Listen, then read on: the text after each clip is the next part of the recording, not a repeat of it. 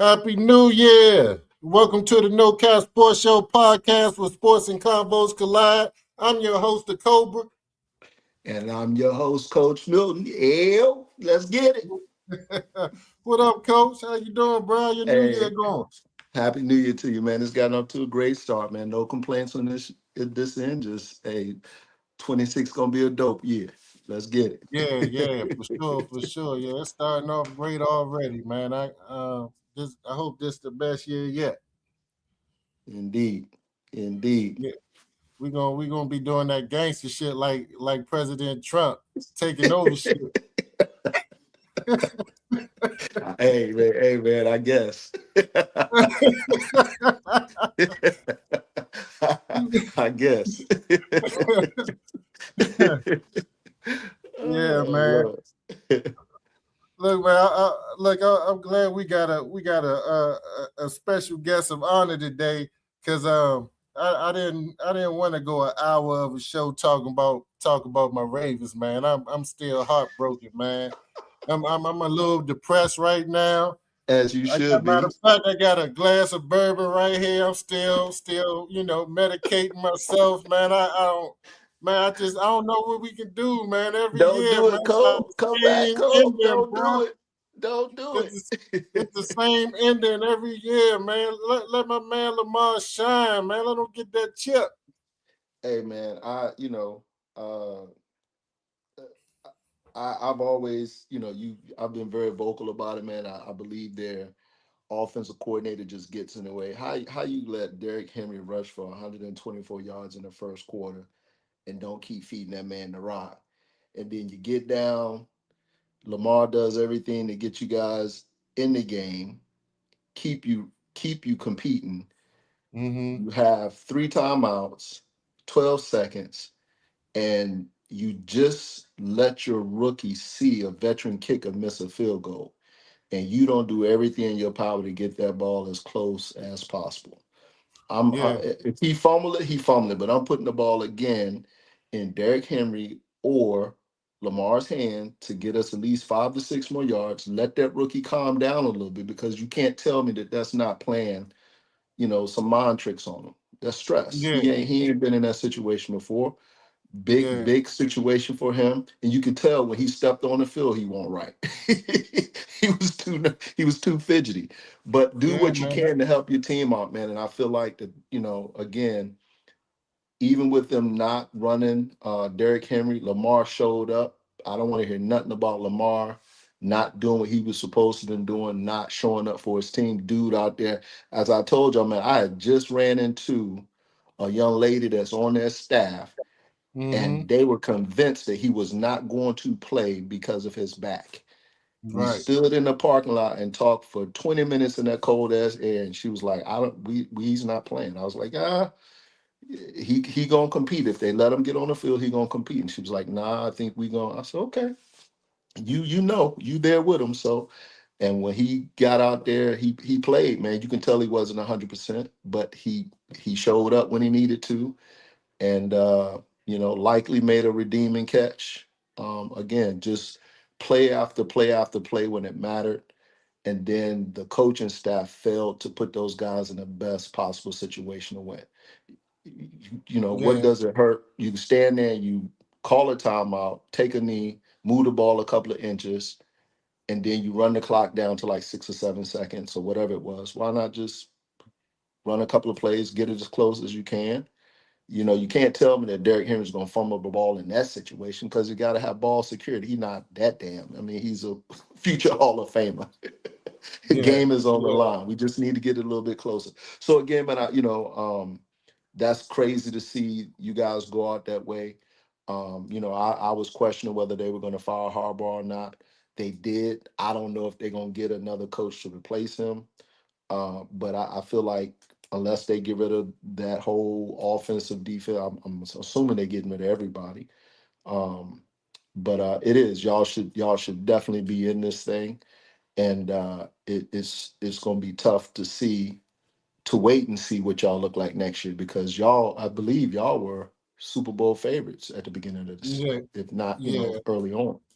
yeah, So, yeah. tough one for you, bro. Cheers to you. But don't let them see you sweat, brother. Yeah, yeah. No, I agree with you 100%. And you know what I'm saying, even if you don't run Henry, him being on the field is impactful because they have to account for him. And if you Got you. notice in that second half when Lamar needed to make those big plays and big throws, Henry was on the field. Yeah, So a it lot of had. attention with the Henry and gave Lamar a chance to kind of scan the field, look down the field, and make those nice throws, get touchdowns, and put them in a position to win. Where at first they would run Henry on first down, take him out, and you don't see him no Mhm. more. Second, third, fourth down, whatever the case may be. And I just didn't get that. But they started doing it in the fourth quarter, and look how the offense started to flow. So Yep. uh, Yep. hopefully, whoever the new coaching regime is, can fix whatever's wrong with them, especially on the defensive end. Mhm. I'm an advocate for Coach Brian Flores, so Okay. I hope they take a good look at him. But man, other than that, it was a great game. You know what I Yep. mean? It's just Yep. the W went to the Pittsburgh Steelers, so shout out to them. And I'm an Yep. Aaron Rodgers fan, so if he Yep. go out on his white horse, salute to him. Yeah. And I Yeah. believe, man, just with the way that the season is gone, it's gonna continue to go that way. We don't know Hmm. who gonna win this thing, man. It is Yeah. 100% up for grabs. It has been a great parody this year, Yeah. and I think it's going to lend to another great weekend of football, starting with the college playoffs tomorrow. I just, I'm excited for it. I think it's been a great season for football fans. Period. I don't care who you cheer for. Just being a Hmm. fan of the game has been great to watch because you got some new, fresh blood that's out here competing for the chip. You got some teams that are coming out. Who would think Jacksonville would be in the Yeah. conversation?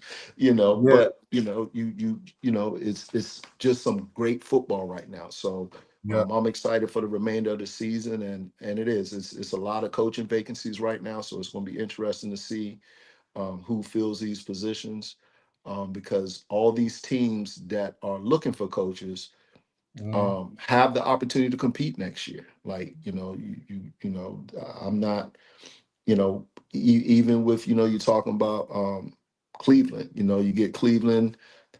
I believe Cleveland is more of a cultural issue than it is a player issue. You Hmm. get the right culture, you get the right coach in there, bring the right culture in there. Yeah. Who you got? Atlanta that has everything, everything that they need to compete.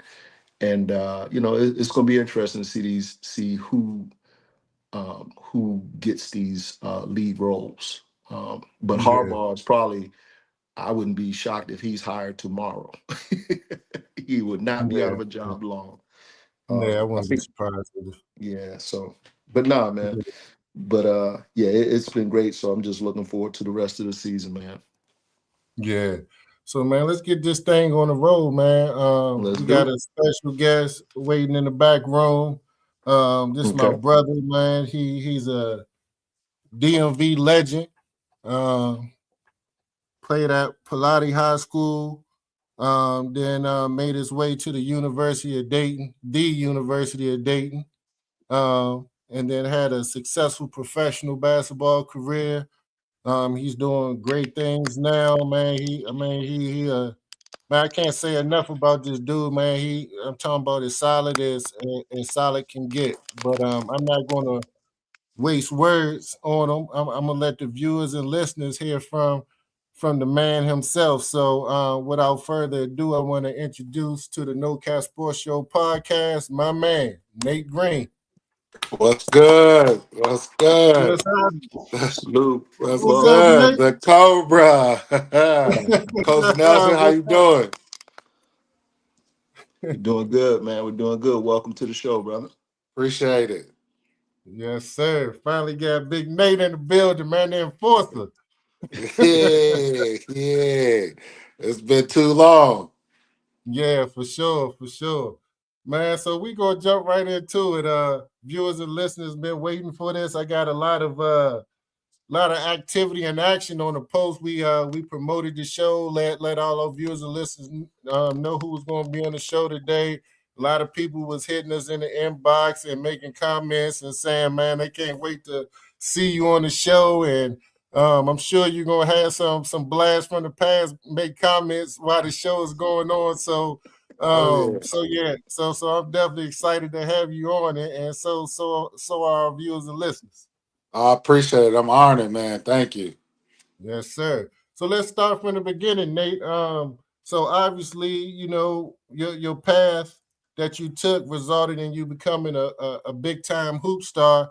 But when did it start? Did was your first love basketball, or was there another sport? And who was that person who kind of got you into athletics? Oh man, crazy. Really, football was my sport. But Mm-hmm. when I was younger, I was playing with the older kid because back from Landover, we had that Peppermill League, and you had to play with the weight class. So I was always a little bigger. So I'm playing with the 125s, but I'm only Mm-hmm. like 10 years old. So, Right.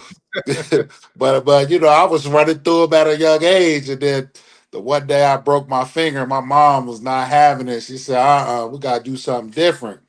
But Uh-huh. so then I wound up getting on the court, and that wasn't the greatest experience in the beginning. That's why I tell young folks, don't get mad, and when you're young and you're not as talented as you want to be, you just got to keep working and keep Mm-hmm. grinding and stay in the gym.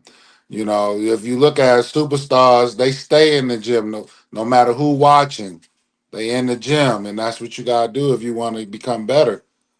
Only a certain elite can do that. Everybody say they want to do it, but do they do it? Right. Indeed, Yeah, indeed. that's a fact. That's a fact. So did you start out? So when you started playing basketball, it was recreation league or Yeah, yeah. something like that.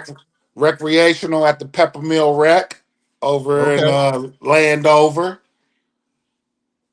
all Yeah, right. Who did was that. that? Who was that person that lit the fire under you? That like, man, going out there, man, you can do something with sports. Man, honestly, it was my dad. My dad was telling me like just really they wanted to keep me out of the streets. Right. So they like, hey, you can do this, stay busy. And then honestly, man, it was my dad and my mom pushing me, but a lot of my homies from the neighborhood. Mm-hmm. They was like, man, you can do something. Don't be in these streets with us. Go on. When I'll be wanting to go hang out, they sending me home. I'm like, come on, I try to be cool. Right. But like, Yeah, nah, but you don't. Nah, you honestly, I can't had to be take here. it. My mom and dad in the neighborhood, for real, it might sound crazy, but yeah, the neighborhood always encouraged me to stay out of the streets. They was always trying to send me home.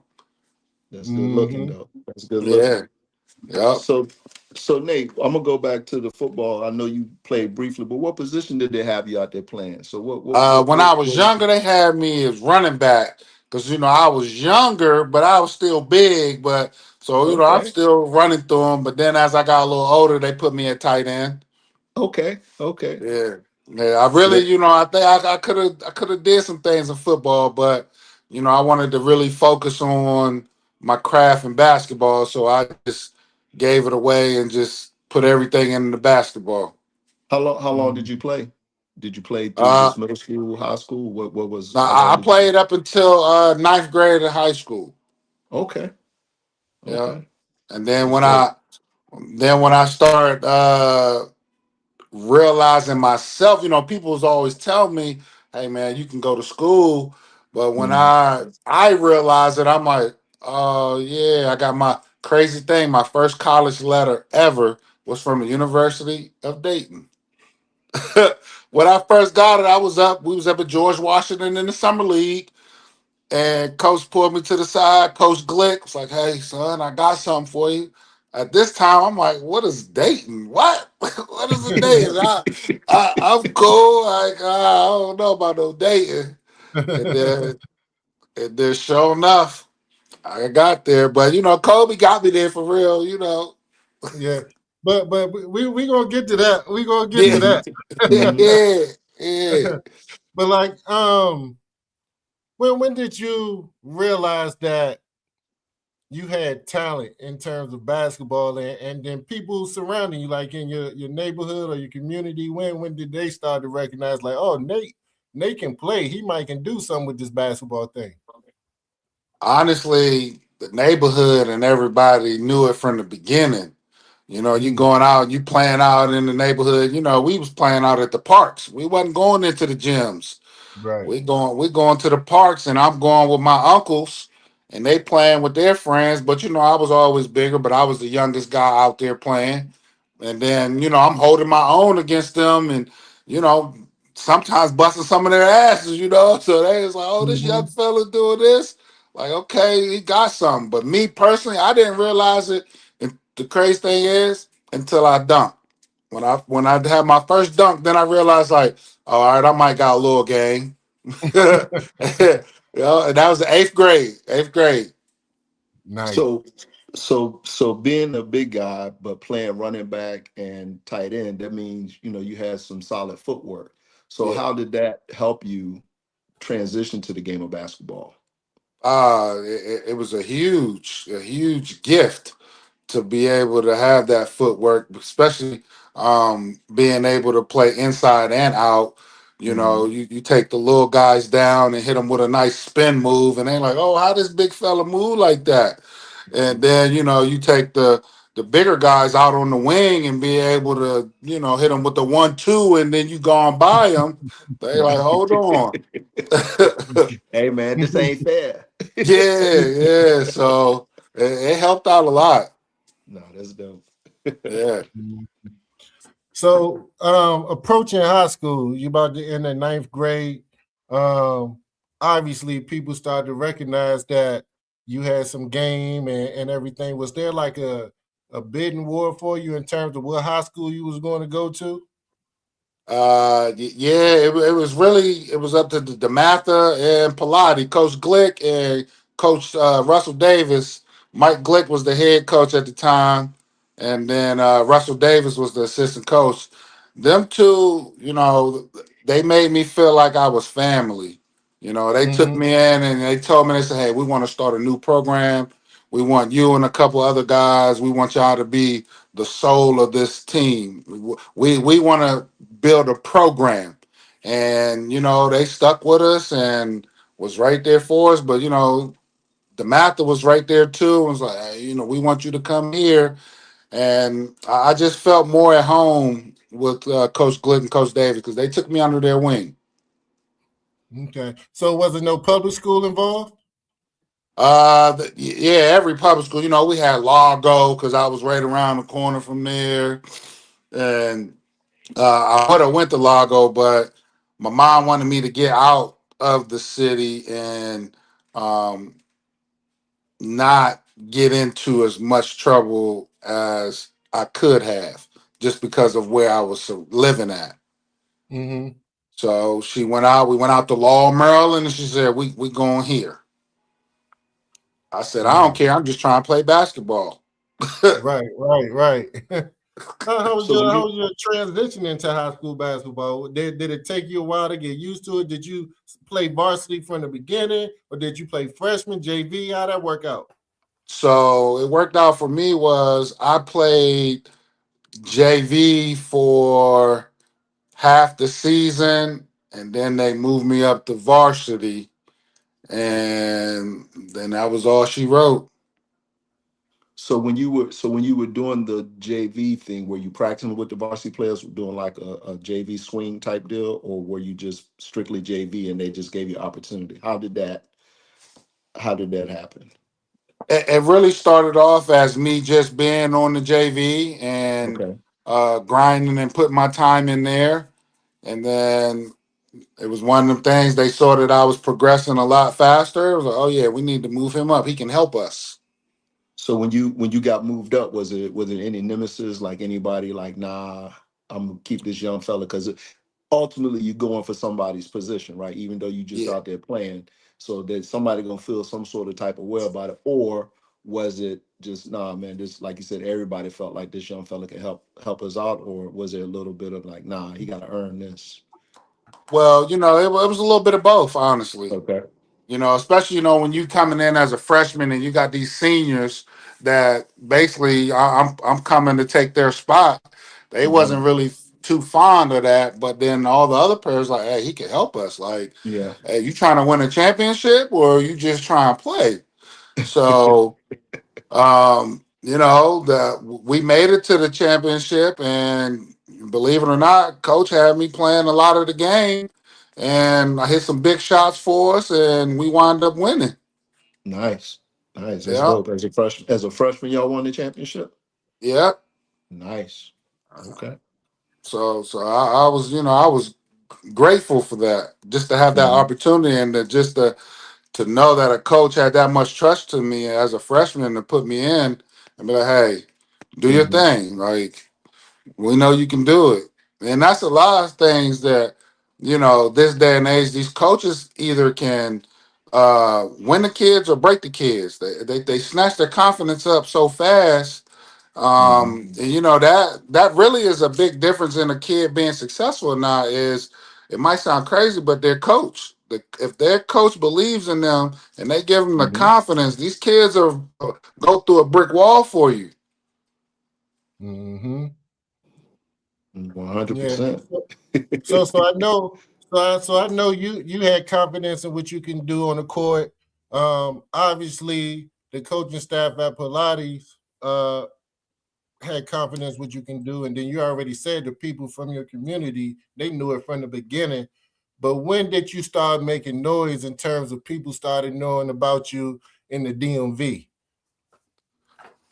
Honestly, after my freshman year in the Georgetown Summer League, Mm, after the Georgetown Summer League, and then we was what was the gym we used to go to during the weekends? Oh, was it Murray? yeah, Murray was in Yeah, there, and the crazy thing is this. I'm fast forwarding a little bit, but it's so funny is because when I was going down to Murray, they had all the college players was coming there to work out and everything. So, yeah. I'm a freshman going down there playing, working out, and that's when they really showed me how to pull the dog out of me. Like, hey, this is what Mm-hmm. you gotta do. Trying to dunk everything. It don't matter if you're missing that power and effort that you trying. Eventually, it's gonna get to a point where you're gonna be putting it on somebody's head. Yeah, And, yeah, and I'll never forget it. We was up in the auxiliary gym, and I was up there working out with Junkyard Dog at the time. Went to Georgetown. And yeah, I'm working out with him. Wound up breaking the backboard up there, and he was like, "Oh, young fella, man!" But he wound up paying the little fee for me to go ahead and hoop. He said, "I got it coming yeah, for you." yeah, yeah. That's Hey, dope. that's funny because a lot of uh ball players from the DMV, especially the ones who had potential that was going to go on to be D1 ball players or and go further. Like that Jim at Murray is where most of us started at. I Yes, think Doc ran that gym, right? I yes, think yes, yeah, Doc. and it was funny that you mentioned the junkyard dog because he was like the first person that they kind of paired me with to work out. So he was about to be a junior at Georgetown at the time, and Hmm. so after we played pickup ball, Doc had us playing 1-on-1 full court.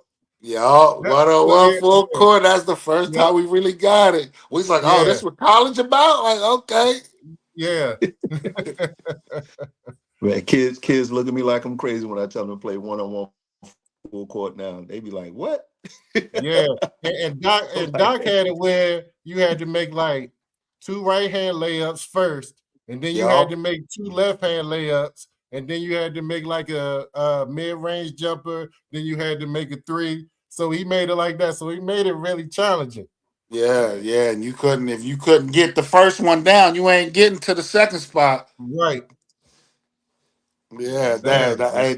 that's what molded me right there. The Moraine, that gym right there molded me to become, and that taught me what real work ethic was.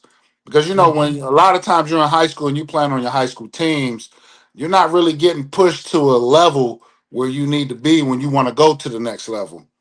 And when we went to the gym in Murray, they pushed us to that next level of like, hey, this is where you got to be to compete at the next level, which honestly helped me when I went to college. Mm-hmm. Yeah, Mm-hmm. you was already used to Yes. it. I'm Already like, oh, we used to doing it. these drills? I've been doing these drills. Like, yeah. Yeah. So when did you start dominating high school basketball? I know you were good, and I know you started getting notoriety, but when did you feel like for yourself you started dominating, and you was like one of those players that was spotlighted in the DMV that was going to be like one of the next ones? Honestly, I had to say my sophomore year. My sophomore year when the coach, basically said, hey, this is gonna be our team. That's all it took. Yeah, yeah. So who's your competition during that time? Oh Like man. individually and in terms of team. We had the one, well, they had what was it, Prospect Hall, where they had Nate James at the time, and Yep. then Lonnie Baxter. He he was he was one. Then we had Terrence Norris, went to Yeah. Maryland. Yep. Yeah, he was definitely a rival, but we can't never forget our little guy from what was it, Good Counsel, Chris Monroe. Chris Monroe. Yeah. Chris Chris Monroe, he was the little Shout out to dog. Chris. Yeah. Yeah. Yeah, Yeah. then you can't never forget Attila Cosby. We had Hmm. so many, man. We had Kevin Lott. You And you played know, against and you played against Big Pat Doctor, right? Big Pat Doc was definitely one of them, boy. Hey, we used to battle though. Hey, I used to Yeah. love it. We used to battle, and then they had DeMar Johnson. He he was there at the time where we always in tournaments, but the crazy thing is I just named pretty much our AAU team. We went Yeah. from we went from the Silver Spring Blue Devils to the DC Assault. The Blue Devils. Lord have mercy. Hey, if O watch it, hey, he definitely gonna chime in. Yeah, Yeah. yeah. We had a good squad. So you can answer this better than anybody. So you played with both organizations. Yeah, Don't yes, it Compare did. don't do it. compare the Don't do two. it. Don't Which do it. AU organization was better? Don't So we do it. say the Hey Blue man, Don't Devils let I him was love drag you most both down of that known. them. You rabbit know hole, what? Nate. Don't let him drag you down that rabbit I hole. love both of them. They took care of me. I love both of Oh man, this man ready for office, man. Bro, this the no cap show, Nate, man. You gotta keep them. it funky, man. Hey, why you trying to put Hey, me don't in let him do that? it, Nate. He trying No, to cause Don't put let look, me him in do it, that. Nate. cause look, Nate, this was a debate in the past show. So one of Yeah, our hosts played for the Blue Devils. And I said, okay. Blue Devils, y'all was a second tier AAU program. Y'all wasn't up there with DC Assault, and you definitely wasn't up there with Executive 3 when Executive 3 was doing their thing. And he swear up and down that the Blue Devils was the top dog. And I refute that. So you playing with both organizations, you can end this debate right now, Nate. You right. I can end this debate right now. You know what I'm saying? I was gonna go ahead and put it out there, but DC Assault, we was there. We was up there. Whatever we needed, when we needed, Big Curtis, he took care of us. Yeah, I already know. Hey, look, that's enough. That's all the answer I needed right there. We get it. I decoded the answer right there. You hear that, Yes. old dog? Y'all was trash. Oh Lord, hey, you fell for it. You fell for it. Hey, Nate, he gonna hang the hat on you, brother. Oh man. Hey, but I mean, at the end of the day, we just gotta keep it 100. There was just different levels of it. The Blue Devils was at a level where, hey, we getting there. DC Assault said we here. Like, what you need, what we need to do to get this to happen, we gonna make it happen. Yeah, yeah, But they both was good organizations for me. Mm-hmm. Hey, You know, because you just I can't never forget Steve Turner. You know what I'm saying? For Steve Turner was a great coach with the Blue Devils. Fact. so with you Fact. so with you coming off of a great freshman year, how did the competition turn out for you the next year? Like, did people come at you a little harder? Was it your name was known now, so people gonna try to make a name off of you, or were you not Oh, really paying attention to it at that point? Still kind of brand new to just getting in, acclimate, just being a part of the team, helping them win. Now, well, see, it was never been a situation where like I always look at somebody coming after me because I'm coming after you. Mm-hmm. It didn't matter who I was playing. If I'm coming Mm-hmm. at you, I'm giving you my 100. Either I'm gonna give you my 100, and me and you both is at that level where we just gonna be going back and forth, or I'm gonna expose you and let you know like you not at this level. I'm gonna go ahead and get you up out of here. Nice. Yeah, which speaks to your training and working out with the people that you're working out with. Like you ain't know no other way. Yes, So exactly. get with it or get gone. Get with it or get gone. Yes. No, that's right. Mhm. So I know you say your first letter came from the University of Dayton. What other schools were recruiting you towards the end of your high school career? Oh man, I had so many schools recruit me. That got overwhelming to the point where, I had to like it was so many schools where I had to basically put rules in like you can't call me between these hours. These are the hours that I can accept phone calls, and if you couldn't follow those rules, you just got crossed off the list. But Mhm. Mm-hmm. we was being Maryland, Duke, Louisville, Seton Hall, Rutgers, Marquette, um, uh, St. John's, Temple, uh, Wake Forest. It was just so many that Virginia. I could just keep naming them, but I had to narrow it down to. I wound up narrowing it down to like 6 schools, and it was Dayton, Rutgers, Seton Hall, Marquette, Maryland, and what was that last one? Did I say Louisville already? Mm-mm. So No. And yeah, Lou- Louisville was yeah, okay. Louisville, because they had Crum there. Crum was there, Yep. and So no Georgetown? no, honestly, Georgetown was looking at me, but I wasn't interested in Georgetown. Gotcha. And I'm gonna be honest with you, Maryland was on me real hard, and it was honestly between me and Lonnie Baxter, the who was going to sign. They told us both, "Hey, we want either one of y'all. So whoever want to sign first, we're gonna take." So I was still enjoying the the the love that all the colleges was giving us. So I told Lonnie, "You could go ahead and have that. I'm cool." I was like, "I don't want to be this close to home anyway."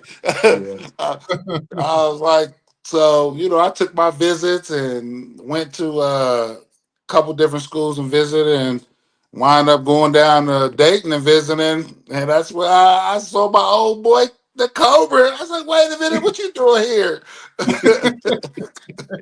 I was like, oh, okay. Uh, So and then, what was your favorite visit? oh yeah, it was definitely Dayton. Yeah. we know how to roll out the red carpet, right? Yeah. That after my visit, because at the time my high school point guard David Morris was already committed to Dayton, but we went on Shout our out Day recruiting Day. visit. We went on our recruiting visit together. Mm-hmm. So after the visit, I told him we sitting in the hotel room. I'm like, oh, Daddy, yeah, I'm coming here with you, bro. We ain't even gotta worry about nothing else. Yeah. Yep. Yeah. Yeah, Man, it was that's definitely laid out lovely. Kobe did a great job. hey, you want him to sign? Send him to the Cobra. And then I followed up after you. You taught me well. Yeah.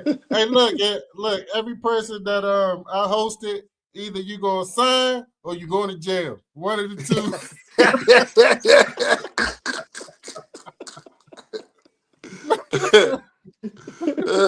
And he ain't lying. Hey, you see, I ain't bat no eye to it. Trust me, I understand. So this is a question that we had posed in one of our other shows, in terms of like the top players coming from the DMV. You know, like why are top players such as yourself leaving the area and not signing with Maryland and Georgetown? How does Maryland and Georgetown keep letting players like yourself get away? I mean, I can't speak for everybody, but personally, I honestly didn't want to play that close to home because I wanted to go experience life. I wanted to go see what else was out there. Like I know what here we got here in Maryland. I was going to Maryland universities when I was a little kid, going to the camps and everything. And then as you as I got older, you playing in the high school tournaments at University of Maryland.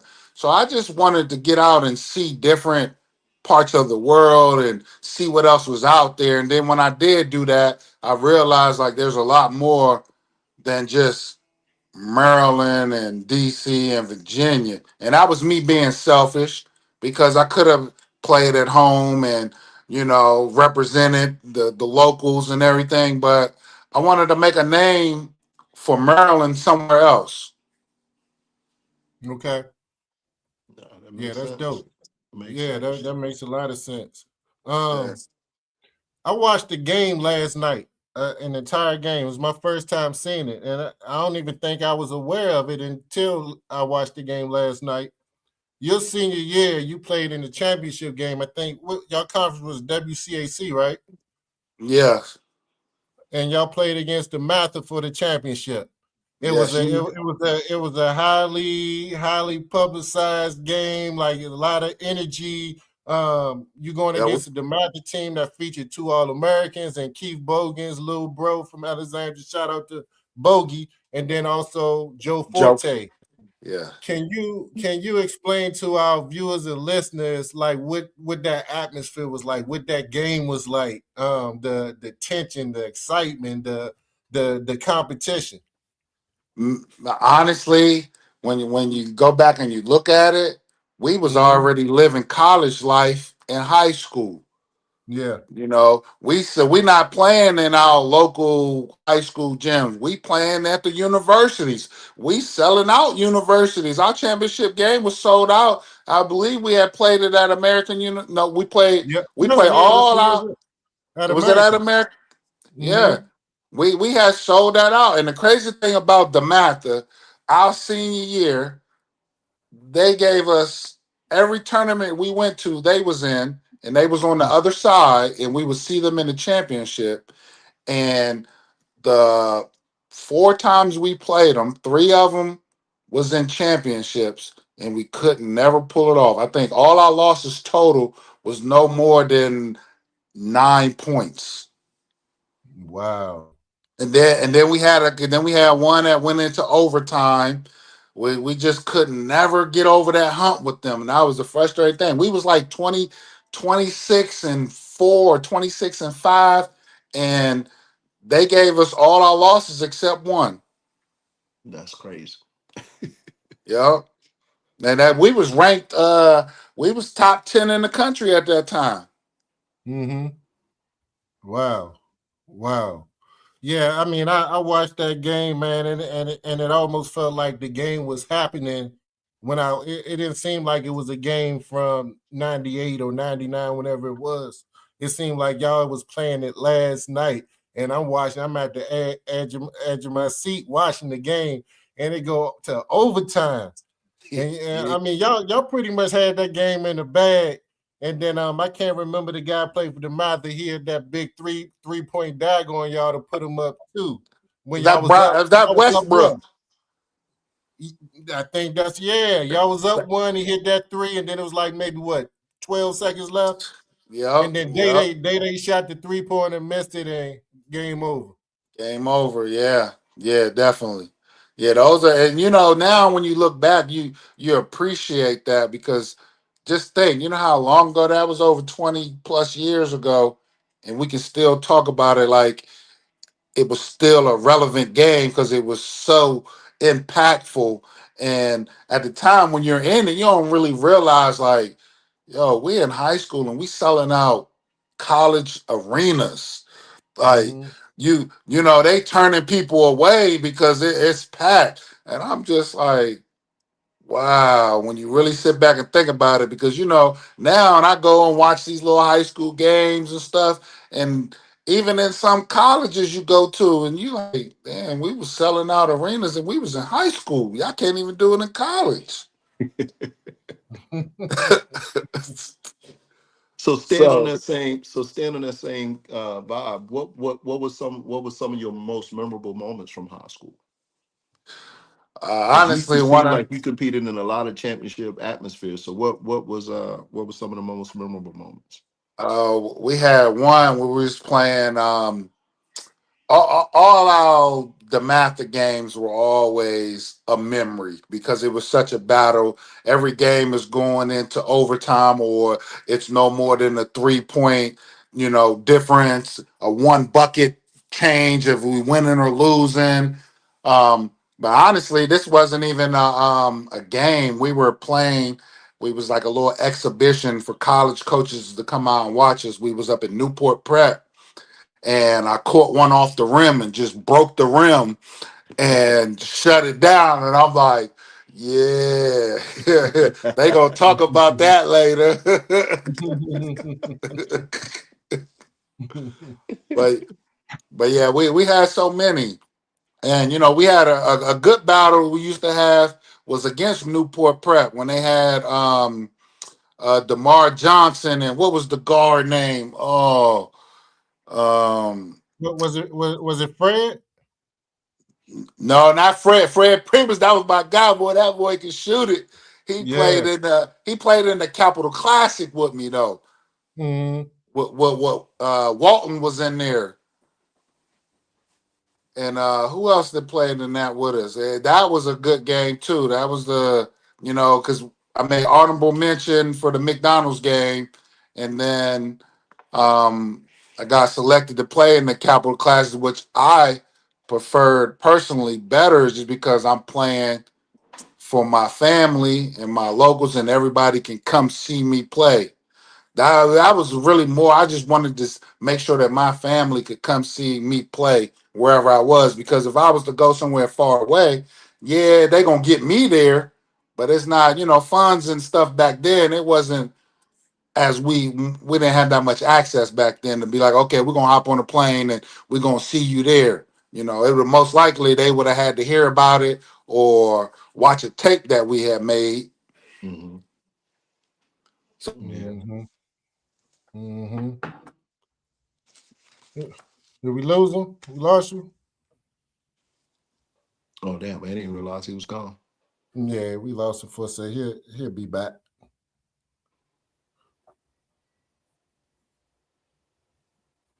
I see it spinning.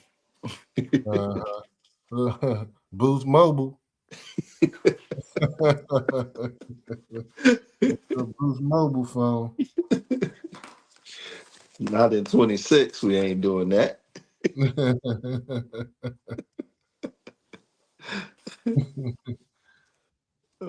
Yeah, No. but man, oh, just there we go. Can you hear me okay, now? okay. Yeah, We yeah, got we got you we back. got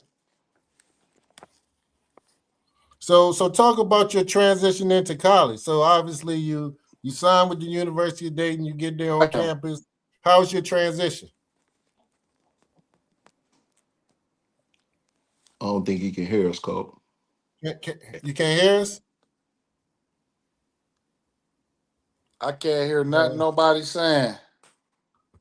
Uh, we can hear you. Yeah, we can hear you Shit. fine. All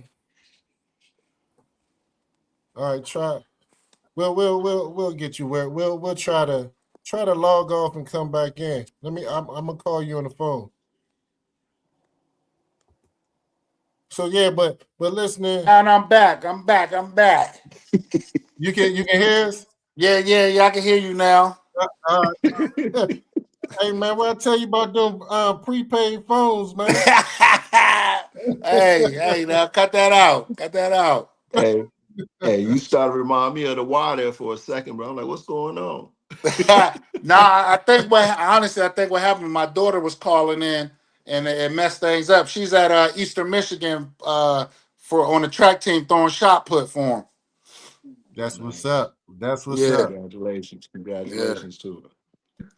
She Yeah, she that's she dope. getting a taste of that Division 1 life too now. She, I was like, high school is totally different. Now she understand what I was talking about. Yeah, Yeah. facts, facts.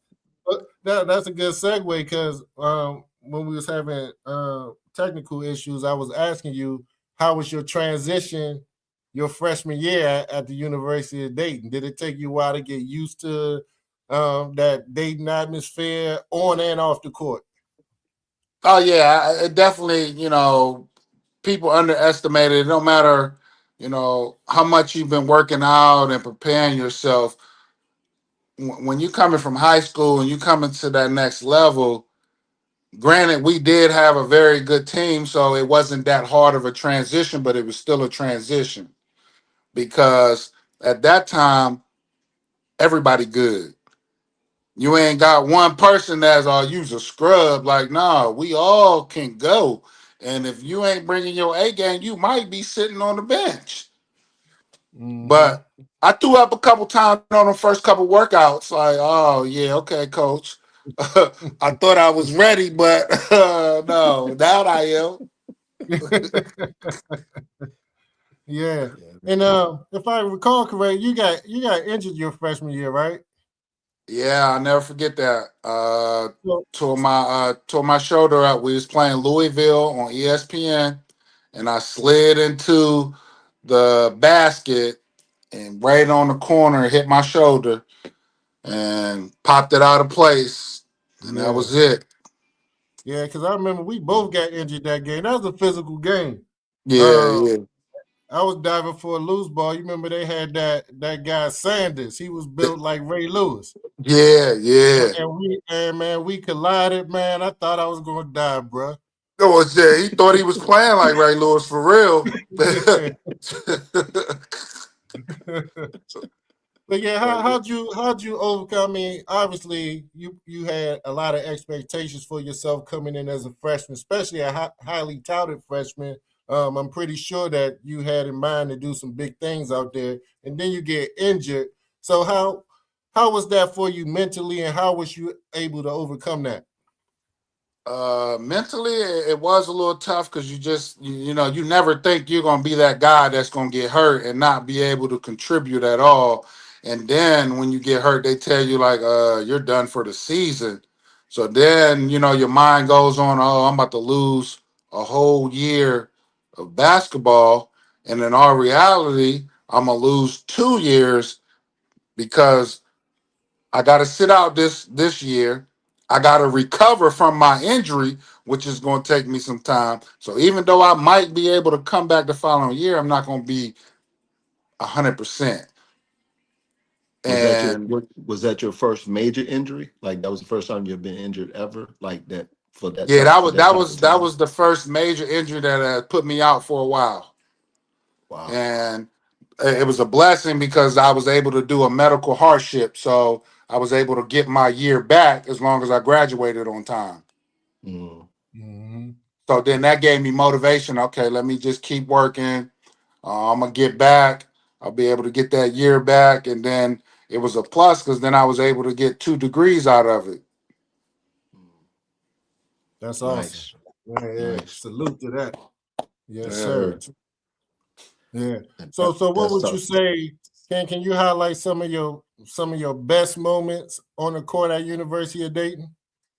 My best moments is always when we played George Washington at George Washington because I always had family and friends there, and honestly, all my career games was at George Washington. Mm, okay. Yeah. Yeah, and nothing like playing at home, right? Nah, ain't nothing like playing at home. And honestly, UD is a great place to play. We sell, selling out 14,000 every game. They gonna come out to watch us. You Facts. know, Only show in town. Yeah, we're the only show in town, and they definitely represent and show their love. Nice, nice, nice. What you chuckling for, Cole? You already... Hey, look, some stuff can't even be discussed on here. Hey, you see, I'm sitting back. I'm waiting for somebody to pull the trigger. Nah, it's some secret society shit that you gotta just kind of You just gotta let it go. Gotta let it go. Hey, you see, Yeah, you gotta I'm let letting that y'all in. reminisce for real. I'm like, okay, who gonna pull the trigger Nah, on this thing? you gotta bury some of that stuff. Only we know. Yeah. Oh no, that's dope. So as you Yeah, as you as you dealing with college stuff, man, was there any real buzz um for you to make it to the next level? Like Honestly, what how did that pan off for you? it really was a buzz going into my senior year because the summer going into my senior year, I wound up getting invited to an NBA camp in Vegas. Okay. So at this time, they had um, Paul Pierce was up there, Eric Snow, Randolph that played with the Hawks. They had Zach Randolph, um, quite a few other NBA players. It was an NBA like summer league camp, Mm-hmm. and I wound up doing really well there. And the highlight of everything was it was a missed dunk that I had because I went up and went down the middle and tried to dunk on Paul Pierce, and they was like, "Oh, the young fella trying to take off on you," but I tried to dunk it so hard that you missed it, but they still talking about it because I Mhm. saw who it was. I was like, "Oh yeah, I'm gonna need to put this in my portfolio." Make him make a business decision. Yeah. So I tried to dunk it so hard that I wound up missing it. But I had a good camp, and they had their eye on me. And then my senior year, I wound up hurting my other shoulder, Mm, and pretty much had to play the season wrapped up like a mummy. mm, But we still took care of business. We wound up winning the A10 tournament, going to the NCAA. We wound up we played in Washington, Spokane, Washington, and we should have got past the first round, but sometimes the refs call some things that just shouldn't be called.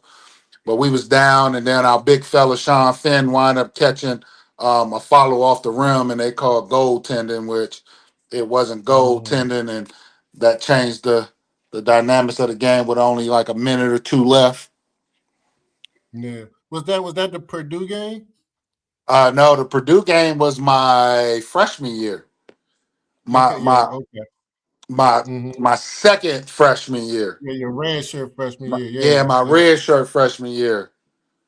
Yeah, we wound up losing that one at the end too.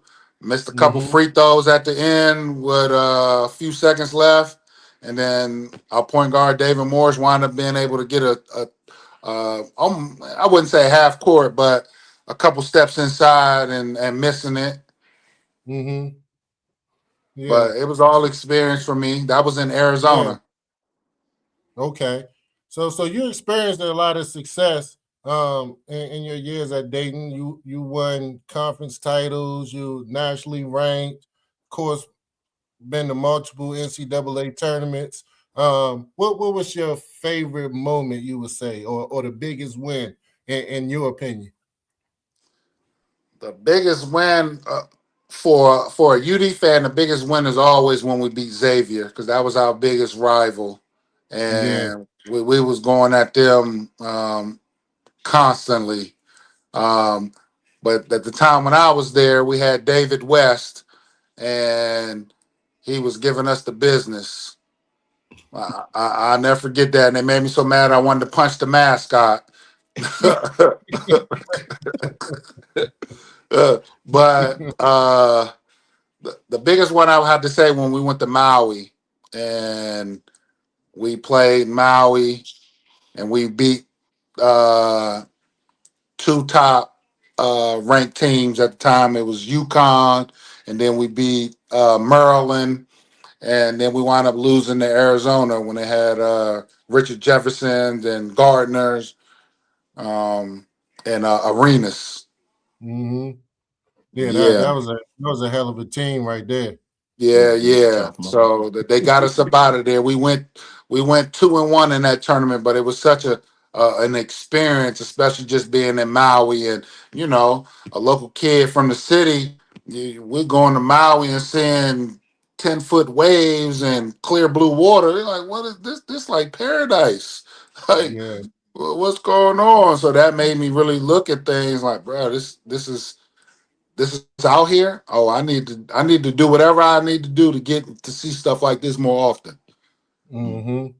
Yeah. Explain. You mentioned the Xavier series. Explain to the viewers and listeners the magnitude of that game and how lit that game is, because we had a couple of Xavier guys on the show. We had Lenny Brown on, we had Gary Lumpkin on, and they Okay. swear up and down when they play us at Dayton, we cheat. But Nah. and we but and we but say the same thing when we go to Xavier though. We, yeah. we say the same thing, but people don't understand that was a national rivalry. Yeah. That was one of the biggest rivalries in the nation. We Yep. was only 30, 40 minutes away from each other on the same highway 75. Um, and every game that we played, it was sold out. A lot of our games that we played was on ESPN because it was such a big rivalry that they Mhm. advertised it and they televised it. Yep. Yeah, and that rivalry goes back to like what, the 50s, 60s, Yeah. something like that. Yep, it does. And it's sad now that they don't have it no more because they left the conference. But when they Yeah. was in the A10 conference with us, it definitely was one of the biggest rivalries in the country. Yeah. Dope, dope, dope. Well, one of the games that I rank high up there that you guys were able to get when you went to Kentucky and beat a nationally ranked Kentucky. That was Yes. a huge win right there. Yeah, that definitely that was when they had Tayshawn Prince. Um, that was a big one for us. And, speaking of, if we want to gloat a little bit, I'm over there with the reverse layup or the Sports Illustrated, like, oh, we giving them buckets. We're like, yeah, and that was a big game for us too. Hey, I heard that game was so big, had our boy Tony ready to leave school. Yeah, Tony was like, yeah, I'm about to enter the draft. I'm ready. It's over. I ain't playing no more games. I ain't going no more class, Yeah, man. It's you over. know, you know, what could you tell Silky Smooth? Yeah.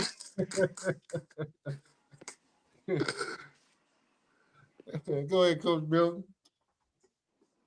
Nah, so I was so when now that you're there, when did you make the decision to obviously go and start your overseas career? How did that all come about? You want to know the craziest thing about it is I had a lot of interest from the league, but then I got hurt.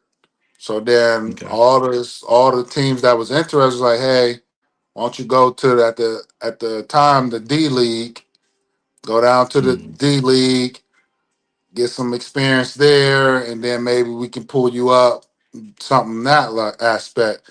But me, I was like, man, all these teams, cross me off now, and I had some interest overseas, but a lot of my big contracts didn't think I was going to be ready to play because of my injury. So mm, then I lost some of those contracts, and I'm like, man, I just want to go over and play. Crazy mm, thing is, my mom called me, was like, hey, I ran into this agent. He's looking for some players. He wants you to come home. You got a trial at what was the school? It's in the it was in the WCAC began McNamara. Mm-hmm.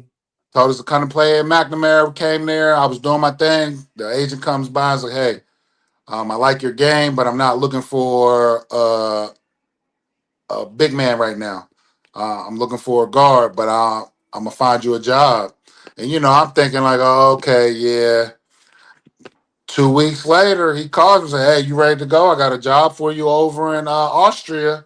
I'm like, "Oh yeah, I'm ready. Let's go." Mm-hmm. So I went over to Austria, did my thing over there. Um, then I wound up going to Luxembourg, and Luxembourg was crazy. I went over there. My first game over there, I had 52, Wow. and that just you score numbers like that over there, you kind of basically make your own path. Hmm. Yeah.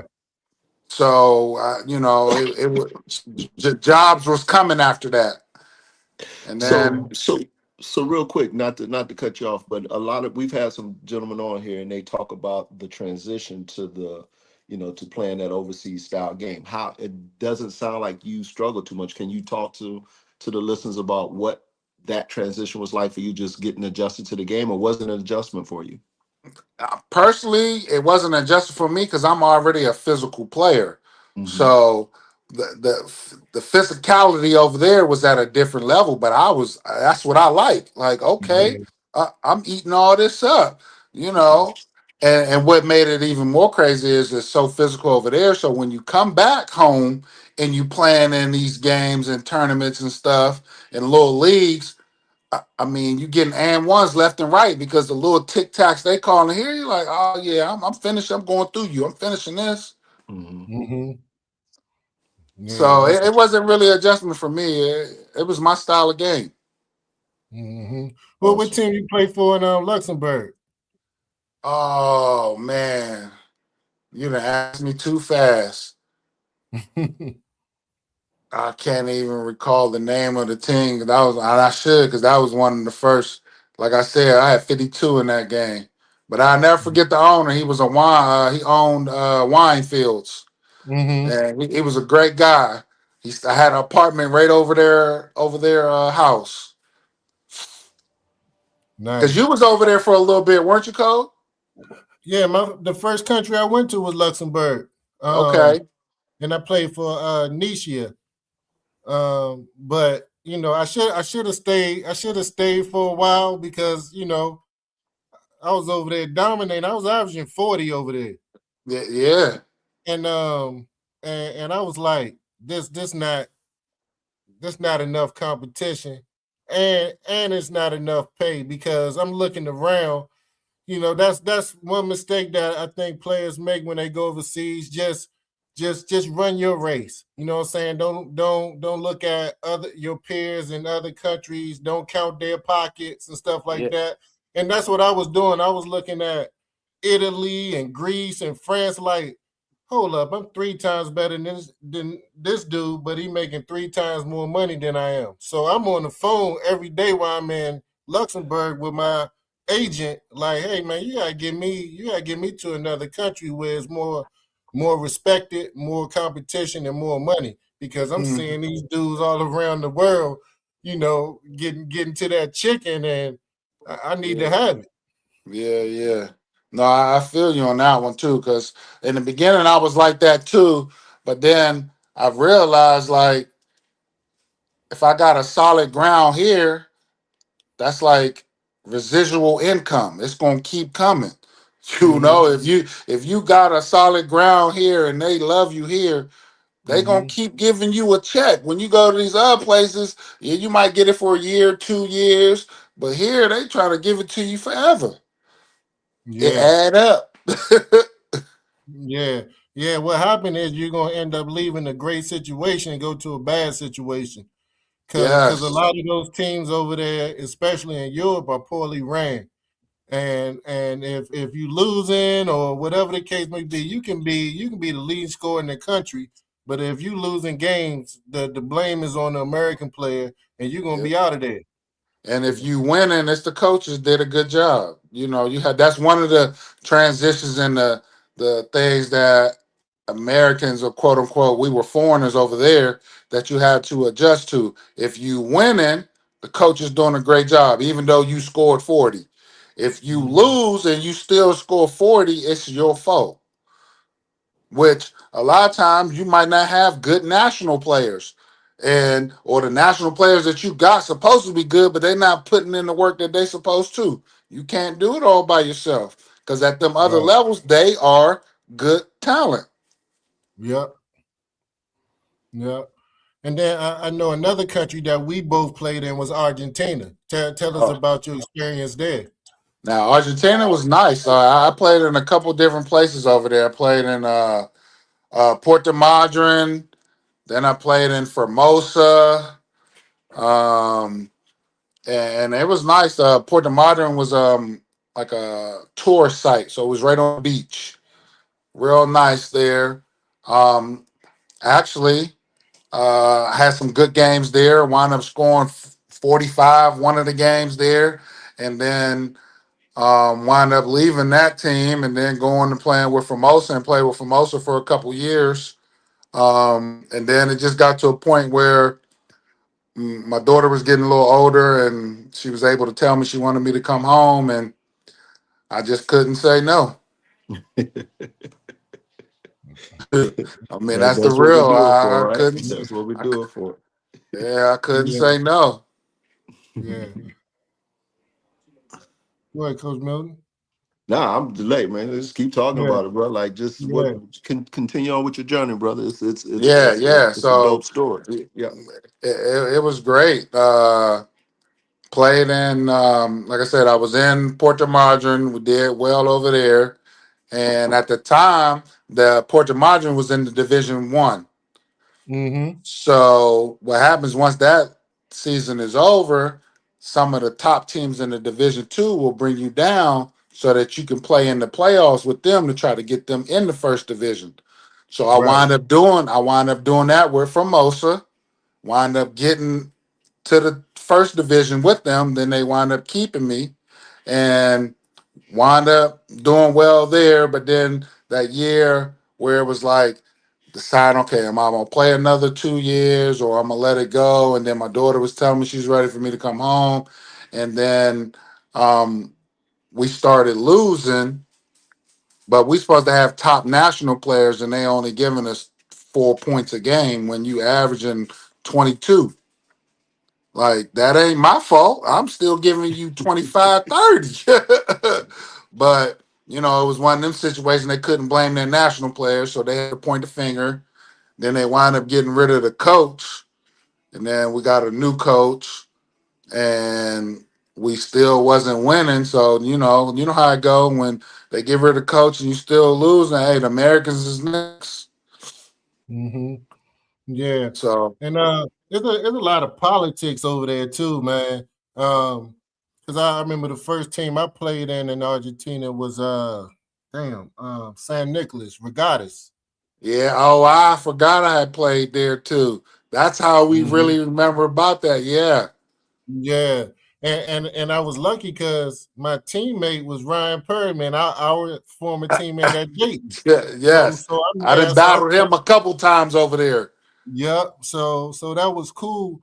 But I remember that first year, we had the highest finish, regular season finish that they've ever finished in their franchise history. I think we finished second or third, right? And I was Yep. averaging the high 20s, leading the team in scoring. We had this guy, I can't remember his name, but he was a legend in Argentina. He was older by this time, and it was really time for him to hang it up, but Mhm. he was still thinking he was the man, and he wanted to get all the shine. So we played the same position. He had got injured at some point in the middle of the season. So I'm doing my thing. We get to the playoffs, and the coach decide, even though I started, he would snatch me out the game quick and put him in there. And I noticed that this dude was getting all the minutes. So I'm like, is he crazy? I'm like, I'm the lead scorer of the team. We just had the highest finish in their franchise history, but you playing Mhm. this guy and he's not producing. So Yeah. long story short, we lose the series, playoff series to a team that we blew out 2 or 3 times during the regular season. It shouldn't have been. It shouldn't have been close. So we lose that, and guess who get the blame? Oh, you did. I got the blame. Yeah. Why am I getting the blame? I'm sitting over here next to you, So you coach. You on the got bench. old school out there reliving his hoop dreams, but you blaming me for the loss. So this dude, he was celebrated because he played in the 1992 Olympics against the Dream Team, and he scored like 6, 8 points against Jordan. So from that point on, he's like the greatest ever in Argentina. So he Mhm. could do no Not wrong. But hold up. Not 6 to 8 points. I thought you was gonna yeah, say something. He scored 16 in the game. He scored nah, six he to scored eight. a few buckets. He scored like 3, 4 buckets in a row, and now he celebrated like he the king of basketball. So he was living off of that. You know what I mean? They So gave him the key to the city code. they gave him the key to the city, man. Oh They yeah. gave him the key to the city. Lord have mercy. Hmm. Wow. Man. So you say, That's look, crazy. baby girl on the phone with you, Nate. Say, look, pops, it's time for you to come home, man. How? And you say you could say no. Like how difficult was that transition? Because I know as an athlete to hang up your hooping shoes and go to the real world, so to speak. That's a tough transition, bro. Yeah, it definitely was a tough transition for me because we went from hooping to make a living. Yeah. We ain't really cooked that much. We was going to restaurants and getting our food and everything. You ain't gotta come home and well, I gotta prepare a meal. Let's go out to dinner. Like, what are you talking about? And then you realize, like, hold on, I ain't got that kind of money no more. This ain't free. We can't keep going back and forth out to the restaurants. We gotta slow it down. Yeah. So, it was a transition, but it worked out because I wound up transitioning into something that I wanted to do. I wanted to be able to help kids, and I wound up getting into the juvenile system uh, and trying to make an impact on our troubled kids. So Mhm. that transition worked out for me. It was just trying to live normal per se. Mm-hmm. So Yeah. how did your worldly experiences help you transition into the juvenile detention as far as relating to the youth that you population that you were dealing with? Well, honestly, it helped me in a lot of ways. For one, because a lot of the kids that you deal with in the juvenile system, they're real big on you ain't lived nothing that I've been through, so how can you tell me something and help me? But that wasn't my case. I have lived through things and been through stuff that you and sitting in front of the judge in the courtroom and you know looking at years for just stupid young mistakes. And Mhm. when you sit down and you tell them your story, they're like, "Oh, yeah, you just like us." I'm like, in all reality, we all the same. We are all one situation from fucking up. That's just Yeah. it. We all are one situation from messing up. So as you get older, you learn from your mistakes, and you hope that you can teach the younger generation so that they don't go through the same mistakes you went through. And I Hmm. always try to preach to my younger kids is, you know, a smart man learns from their own mistakes. A wise man learns from others. Yeah. So I hope that my experiences and the things that I went through can help them realize like you don't have to go down this road. You're getting a second chance. This is what you can do if you go down this road. And I'm like a walking testimony to say like you can do it. Mhm. So Awesome. did it Awesome. did it take them a while to start trusting you? Because I know that's a big thing. It's always interesting to me when you have adults working with youth and they don't understand the value of the truth. Like kids want to be able to trust you, not just you got to be a person of your word and follow through with what you're going to say. And I think that's so missed. It's so obvious, but it's so missed when you're dealing with when you see people dealing with youth that don't understand that that's the that's the that's the answers to the test right there. Just be honest with them and follow through. Show up when you say you're gonna show up. But most of the time, people aren't in it for they're in it for themselves, not for the youth. It's just a job to them. And it's not something that they're taking. So can you speak to that piece of it?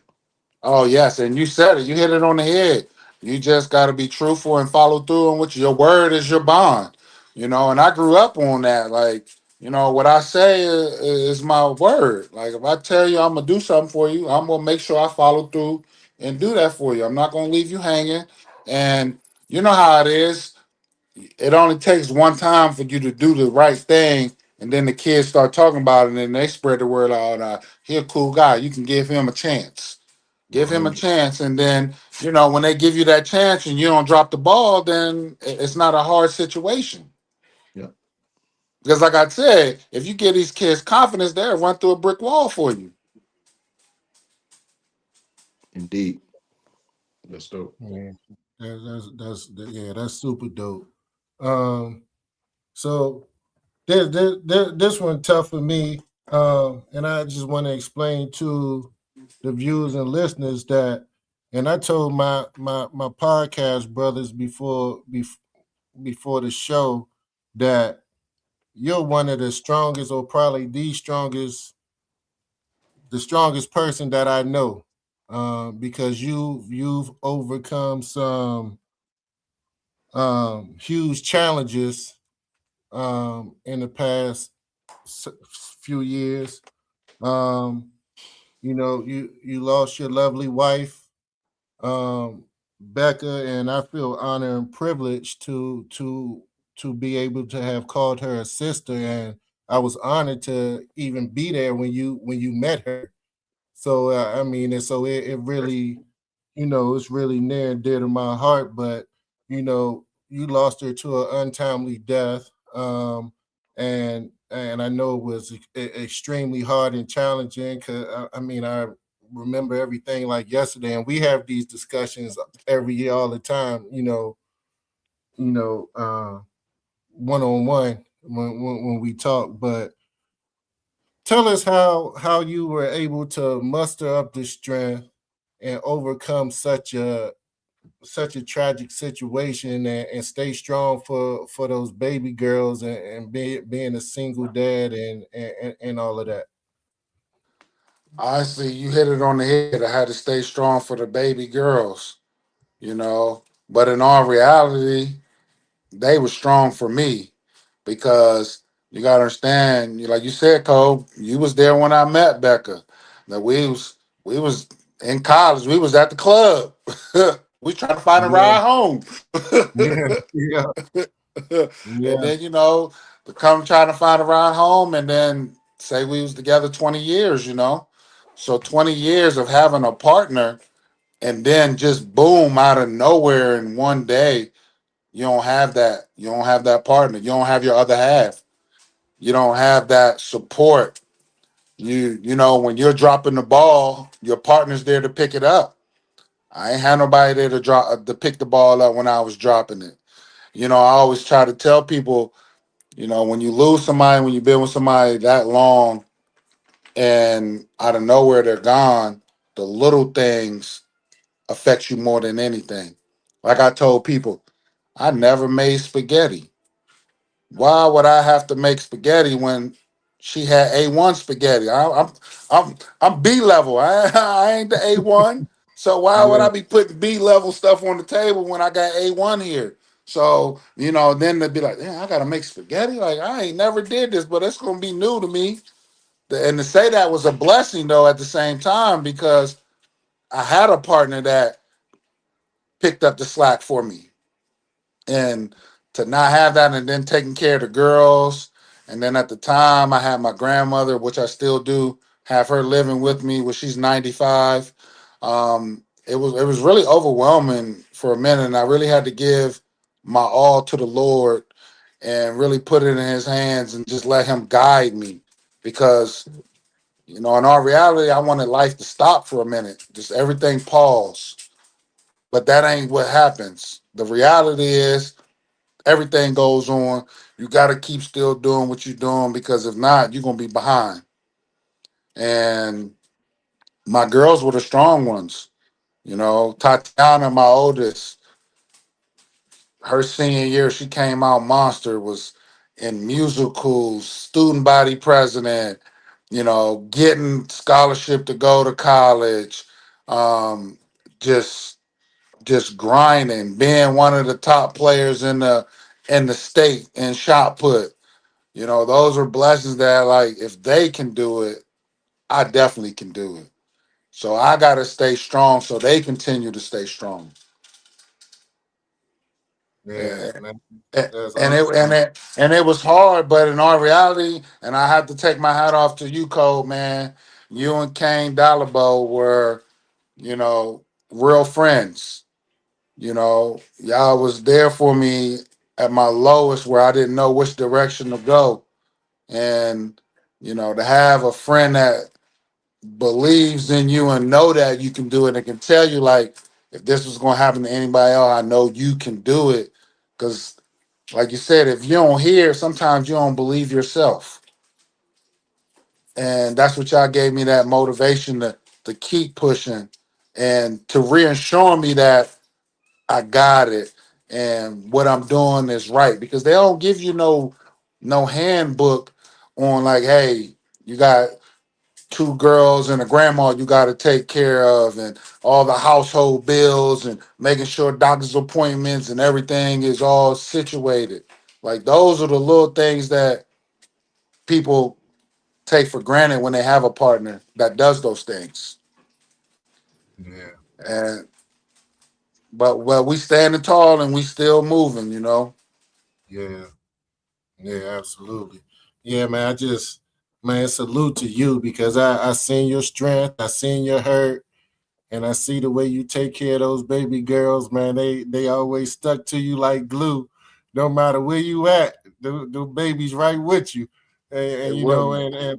and always, you know, just admire that about you. I mean, you are like I said in the intro, man. You can't be no more solid of a person. You know what I mean? And you know, great husband, great dad, just a great person all around, man. And again, I just want to salute you, man, and commend you Appreciate it. for the way you navigated through such a tough time and still be able to be you and be an example for your daughters. Appreciate it. Thank you, man. Yes. Yes, sir. Yeah. Um, yeah, I want to salute you as well, man. And it's crazy for you. And I think Cole know where I'm getting ready to go with this because I just reached out to Cole a couple of weeks ago.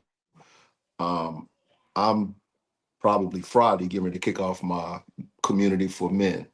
And your story, man, just hit home to me. As you see, I'm sitting here real quiet because part of the reason outside of my own things that you go through is just as a man in general, part of one of the reasons that I'm kicking this community off because I train athletes. And so as of course as you're working with people's kids, they get comfortable with you, blah, blah, blah. I had three different conversations in a matter of a week. I think it was around Thanksgiving. One with a gentleman who was a recovering alcoholic who was dealing with depression.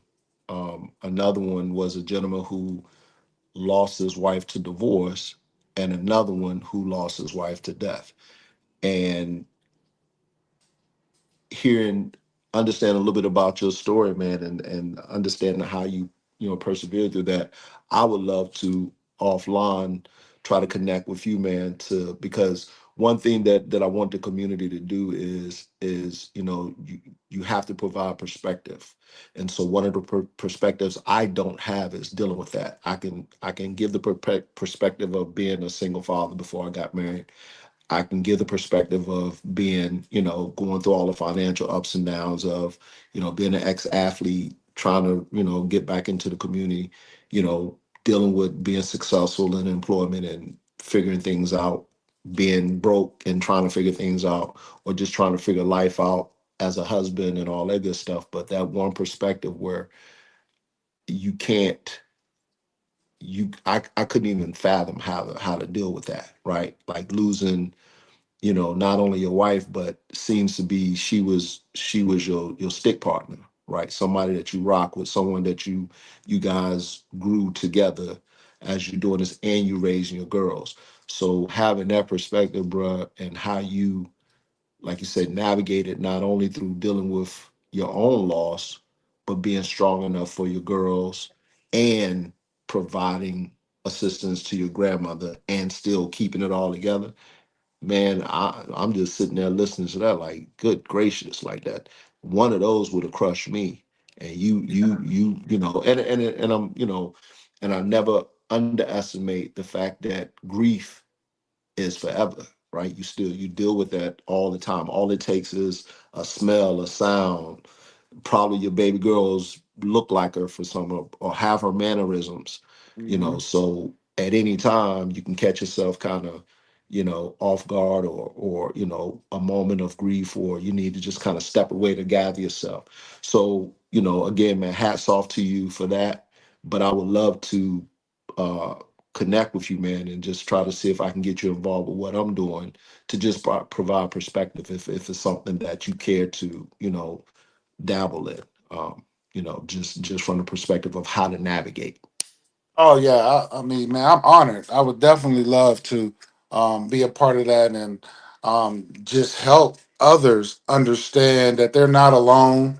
And mental health is huge, and counseling, you're not too big for it. And Mhm. honestly, that's what helped me understand my kids, because you got to think, I lost a a wife, but they lost their mom. I got a 17-year-old, 16-year-old lose their mom, and then I got a 9-year-old that lose their mom. Their mental and trying to process and understand things was different than what mine was. And going to therapy together helped me understand them so that I could help them. Mhm. Yeah, one of the things I always tell people, just as a general, I can't train kids if I can't communicate with them. And so imagine trying to communicate with a young adult who you don't understand where it's coming from because you're not talking to them. You're so wrapped up in your own stuff. And a lot of it is anger. A lot of it is, a lot of questions that they can't get answered and you can't answer it for them. Right. And Mhm. so, you know, d- but being aware enough and unselfish and selfless enough to actually take time and sit and be concerned with how they are with their own well-being, because it takes a lot from you, right? But your job as a father is to be there for them. And how can you be there for them if you're not communicating and understanding what they're going through? So to take the time to recognize that, man, is huge. That's a big step in itself, because you gotta disconnect your own feelings, because you're angry too, right? You're angry too. You still got questions too, especially how your whole story broke out, bro. Like that in itself, was crazy. But so you have questions, they have questions, you're angry, they're angry. So to be able to say, you know what, I'm gonna be unselfish at this time and just concentrate on my baby girls. And I just kind of fast forward a little bit. I had a guy say something to me, man, that kind of put this in perspective. Kind of, I guess the thought process was, look, I'm going through my own things, but since I can't do nothing to help myself, I can at least be there to help you out. And I think that's the whole focus that I think you took. Like, you know what? I'm going through my own things, but I can't do nothing right now. I got to be here for my girls. So let me at least be there for them. And in turn, it helped you because now you're able to have that dialogue, understand, hear what they're going through, and be able to probably help you process a lot of it because you're going through a lot of the same things just from a different perspective. So again, man, hats off to you, because a lot of cats, that's a lot of pressure, man. That's a lot of pressure. Yeah, and it helped me. It helped our relationship. Helped us grow, become closer. We was already close. Like my girls, Hmm. like they my ride or dies. Where I go, they go. It don't matter what it is. If they can't go, then I ain't going. It's one of them situations. It's like if they can't go, then there ain't no need for me to be there.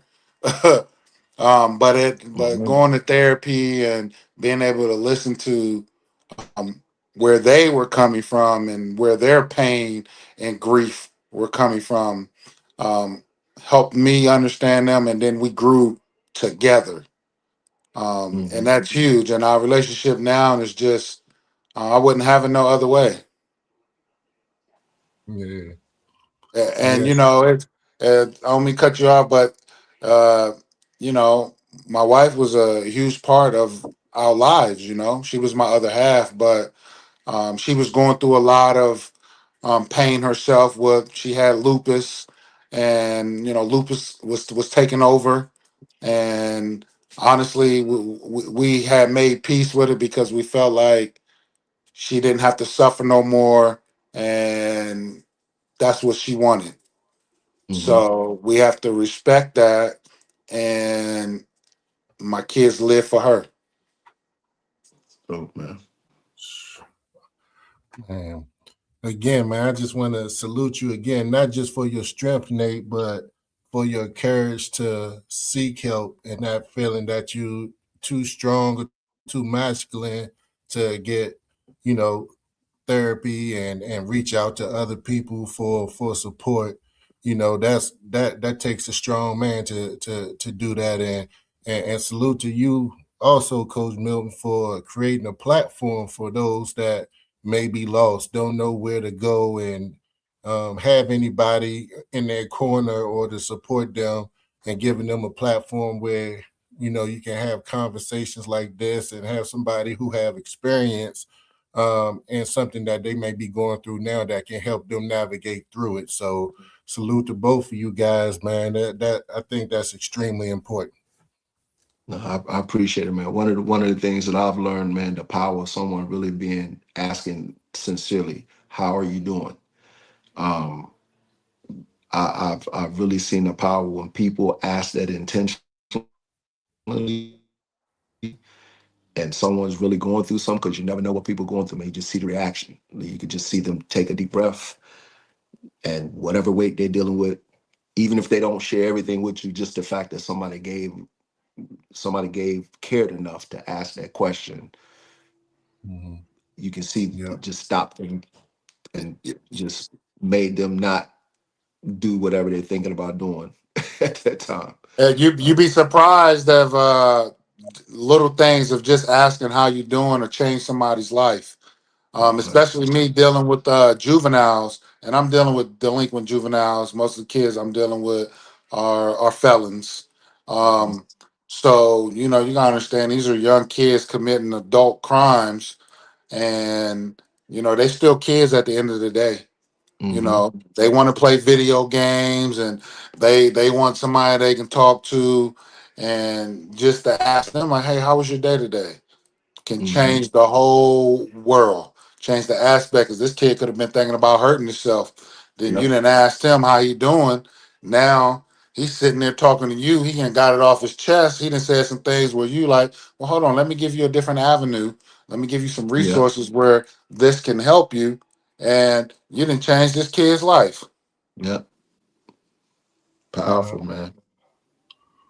that's what's up. So Nate, tell our viewers and listeners what's next for Nate Green. What's next for Nate Green? Honestly, where I work at right now, I work at a juvenile facility. My ideal what would be next is to open up my own group home. That takes funds and finances, and there's a lot of loopholes to do that. But I just want to continue to help the youth, because if there wasn't somebody when I was younger that was giving me positive influence and guiding me and telling me, hey, you ain't gotta do this, even though I done made some mistakes, that doesn't define you. you know you can still make a difference. The struggle nowadays is, kids don't want to go to school. They look and they want to see that quick, fast money, and they don't understand that fast money is called fast money for a reason. It don't last. I want to be able to put something in front of you that you'll have residual income. You'll always be able to take care of yourself. So I stress to a lot of kids that don't like school is to pick up a trade. Go get a trade. And the thing about it, when I try to tell these kids with trades is, hey, you get a trade, you can get a job anywhere you want. There's always going to be a need for plumbers, electricians, mechanics, HVAC. They all you're gonna have a job no matter where you go in the world. So if you don't want to be where you are right now and you get this trade, you can up and pack your stuff and go to a different state and still be able to provide for yourself and not doing no criminal activity. So Right. I try to stress, trade school to those kids that don't really like school. And Because Yeah. school ain't for everybody. It's just the reality of life. School's yeah, not for everybody. yeah. Hmm. And I think the hard part about the trade, Nate, is I mean, we here. I got a gentleman that runs a big winery down here, and he was just complaining to me a couple of months ago. They got 6 positions right now, all paying over $175,000 a year, and they can't find nobody to go get the certificates. To the point where he just partnered with my man over here at a school, and he gonna teach them himself. And it's just the perception behind it. I said some of the richest folks I know are plumbers and electricians and HVACs because it's something that you can do with your hands. You can make your own schedule, whether you're working for somebody or not. You can always do side jobs. Yeah. And a lot of these cats are wealthy, man, because they just understand what they're doing. So it's just changing the perspective of those type of jobs. And in today's age, those are the type of jobs that all this AI stuff can't touch because it's they can tell you how to do it once you get to it, but getting to it is the big problem. You got to Yeah. get down behind and around something, to get to it. And so, those are the jobs that are also protected from that. So it's job security and this stuff. And like I said, it ain't pretty money, but the last I checked, money is, if you can continuously make it, it'll be pretty soon enough. Yeah, yeah, that's the truth. Yeah. So Yeah. just changing perspective of it though. But nah, man. Continue success with it. Wish you well with it, man. And anything you need on this end, let us know. You know. Yeah, I appreciate it. Definitely appreciate it. Love. Thank you. Love you guys. Facts, facts. Hey, Coach Milton, before we get Nate out of here, you want to give him a couple rapid fire questions? Yeah. I had what was the one I put out? So just I've been watching The Wire lately, man. I don't know why I done went back and sat down. I got a Cole. I'm gonna send you a photo, man. I was gonna do it. I felt bad, but I was watching the scene. They were doing the boxing scene when old boy had just came back. I think it's like season 4. He had just came Cuddy. back and he started a little boxing. Yeah. Man, they had a little cat in there. He was standing inside. That dude looked like what's we were talking about In Living Color. That dude looked Yeah. like one of Tommy Davis's characters with his eyes crossed. I paused, man. I was in here, cracked my voice, like, "What are you laughing at?" I say, "Man, how they catch that young fellow on the screen?" Like, I'm gonna send it in the group chat. But having said that, though, Nate, I'm sorry to win. I'm sorry for going off the rail on that one. But give me your top characters from The Wire. Oh, the top characters from The Wire. how Mm, how many, Coach Milton? Just your give me your top. Give me your top 3 characters from The Wire. Oh, the bad part about it is I don't know their names. Rapid fire and shot myself in the foot. You can take your time. Take your time. Oh, what was the light skinned girl with the braids? Snoop. Snoop. Snoop, Snoop. She was my all time favorite though. She was so gangster with it, but she was, she got a real true story of like she Oh was going yeah. through some stuff in her life, and the movies changed her and got her in the right direction, and now she's doing stuff Yeah. for the young people. Hey, she was the originator of no country for old men. That nail gun boy was crazy. She Yeah. was good with it, nice with it. Yes. And then what was he passed away right now. Michael uh Yeah. His character was Omar, yeah, Omar, yep. Omar. the Yes. gay gangster. Yeah, the gay gay. Those are my top two though, right there. Okay. Snoop was my all-time favorite just because I loved her story of how Yeah. she got into the movie scene and then wound up having to choose, the street life or the regular life. And she Mm-hmm. wound up taking the right direction and taking the right road and now helping others. So that was huge for me. Nice. We'll take that. I'm good with Yeah, that. yeah. Start, bench, or cut. Jordan, Kobe, LeBron. Oh, hold on. I got to go down the list. Yes. So who would you start? Who would you bench? And who would you cut out of those three players? And be careful how you answer this question, because you'll get removed from the show real quick. Hold on. So you saying I got to start, who I got to bench, and Who you gonna cut? who I'm gonna cut. Well, I mean, I gotta start MJ. I'm gonna bench Kobe, and I'm gonna have to let LeBron go. Bye. You out of here.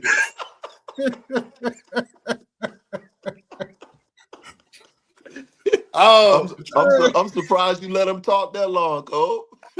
well, no, Kobe, you trying to tell me you got LeBron starting, don't you?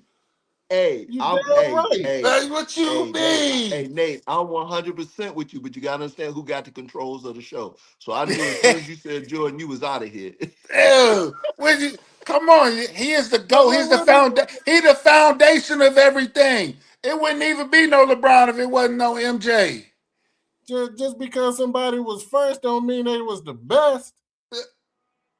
He was the best at his time. You try to tell me them two matched up at their prime time? I mean, look, I'm just looking at You the put both of them competition. at their prime time. MJ I'm giving taking it to him. LeBron. Look who LeBron. Look at LeBron's competition versus Jordan competition. It's not. Come on now, Jordan, Craig Elo, Mark Price. Come on, man, stop playing with me. I'm starting LeBron. You I'm had benching Clyde Kobe, Drexler back and I'm there. You know what cutting I'm Jordan saying? every time. So you said Hey, you got hey, hey, Nate, you got Nate, Nate, I'm gonna just let you know, man. This cat wake up some days, man, and he just be on one. So you ain't winning this conversation, brother. I'm telling you. I had to tell him the other day. I had to tell brother Kobe, I'm not doing this with you today, man. I no. woke up early in the morning, man. I hit our group chat, and I was just firing off shit. So who you cutting? Why did you wake up like I'm this? cutting Jordan. You cutting Jordan? Yeah, Kobe better than Jordan.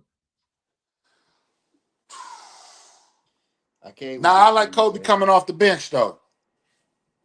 I can't. I mean, you can have whoever you want coming off the bench, as long as you got the king starting. Oh my goodness. No, You no, can't see, no. look, and you live in Ohio. It's a green light on your head, man. I know I better watch out though for real, because this King James nation, man. Hey, all my Ohioans, man, get active. They gonna get me. Shoot. You been hanging Oh, around Kane and Seth too long. that's wow. Oh no. I mean, no, but at the end of the day, all three of those can go in any, you know what I'm saying? Like all three of those, that's a hard pick, period, Nate, though. Nate, he ain't listening to you no more. I'm telling I'm checked out. he is done. Go ahead, Coach. He is done with Move to the next question, because this is getting me depressed. Give me you played forward, right? You played forward? Yeah. Forward, correct? Give me your top 5 forwards of all time. Mm. In the league? And yeah, let's do the league. Let's do the league. I ain't gonna lie, y'all probably don't remember, but my man LJ, Larry Johnson, Karl Hell Malone, yeah. Grandmama. Yes, sir. Karl Malone, Okay. Mm-hmm. um, See, it's so hard now because even your forwards is playing guard. Like, you because for real, you would put Kevin Durant there, but he played it too. So, Mhm. but he really a forward. But um, uh, I gotta put Charles Barkley up there. Yep. That last one, that's a tough one. I gotta go back and think about that. Uh,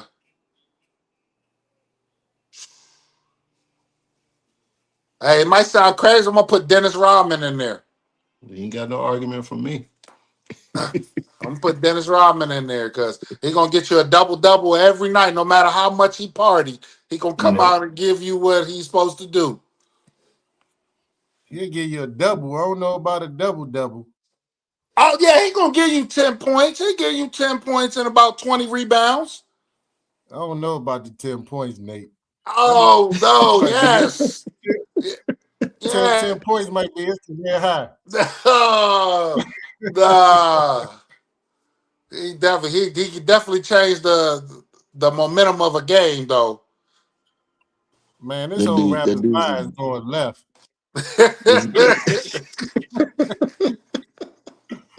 Yeah, but you talking about Dennis Rodman he was that bully that just stirred up stuff. So even if you had a player on fire, he gonna come through and do some crazy stuff, hit you with an elbow or something, and while he doing that, get technical, he still gonna give you 20 rebounds. yeah. Yeah, he was a dog. He was definitely he's definitely one of the kings on the glass. But there's so many great power forwards that That's played right. in the I mean, game. you're right. It's just You know, right now. you didn't mention Tim Duncan, Kevin But Garnett. but I'm looking at them as sinners. That's why I said because Tim Duncan is definitely up there. He probably, to be honest, he probably number one. Yeah, To be honest, if we looking at them as a forward, yes. yeah, But I was looking at him as a center. yeah. I mean, it's your list. I respect it. I respect your list.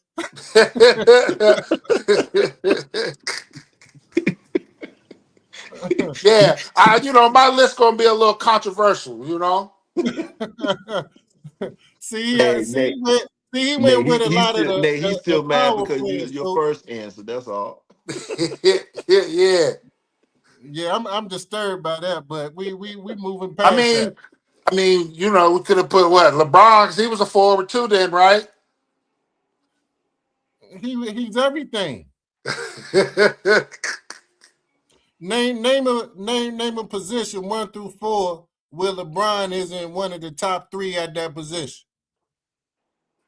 From point guard, 2 guard, small forward, power forward, he's in the top 3 at each position. That's why he's the GOAT. And the man that played 1,000 years, he should be number one in everything. And that's another reason he done played 1,000 years. Yeah, and to put icing on your cake, the last game he played, he was showing off a little bit at 41. You know what I'm saying? Windmilling and everything. He You know what I'm saying? was trying to let the young fellas know he can still do it. Yeah. Yeah, That makes him something. that makes him a great athlete. Still don't make him the best basketball player. So that's where Thank you. yeah, so I'm good. Just saying. He's a very in shape athlete. Hey, what if you say one of the top Yo, athletic man, y'all basketball players? diabolical, That's it. man. Huh? Man, y'all diabolical. So you just gonna minimize LeBron to an athlete. That's it. I'm not minimizing He's just anything. He's a great they say athlete. he's an in-shape athlete. That's it. That God, that can play basketball. man, that's crazy. All right, I got another start bench and cut for you, Nate. Okay. Michael Vick, Lamar Jackson, Cam Newton.